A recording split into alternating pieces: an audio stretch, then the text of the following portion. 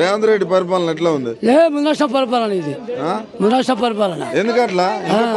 కేసీఆర్ 10 ఏళ్ళు ఏక దాటికి ఇచ్చిన పత్తాలు నా కోసం సుతలం పుడుతుంది.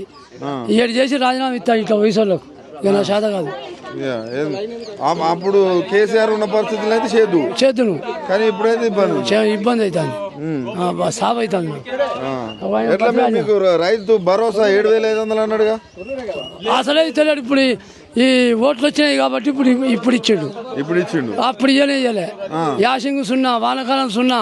వాడు కేసీఆర్ డిసెంబర్ రాగానే ఇచ్చేది, జూన్ రాగానే ఇచ్చేది, కానీ ఏమి ఇస్తలేడు. ఇన్ని పరిస్థితులు ఉంటే రైతు ఎట్లా బతకాలి? వచ్చే గాలిలో పోతాడు, ఇక 2 నెలలకైతే పోతాడు. 2 నెలలకైతే పోతాడు, 2 సంవత్సరాలకు. మరి 5 ఏళ్ళు ఉంటాడు, ఇంకా ఉండడు. మొత్తం 10 ఏళ్ళు మనదే అంటాడు. కాదు ఇక కాదు. అంతేనా? కాదు. ఇట్లా లైన్లో నిలబడ్డోళ్ళు అందరూ యూరియా కోసం కాదు రాజకీయాలు చేసేటోళ్ళు అంటాడు. ఎక్కడదండి రాజకీయాలు చేస్తారు. ఇలా మొక్కజొన్న వేసి పాటు చేసినాం, మొక్కజొన్న వేసిరా? ఆడికి పోతే లింకు పెడతాడు, 500, 300, 1000 రూపాయల మంది ఇస్తాడు. ఖర్చులు ఎక్కువ అవుతాయి.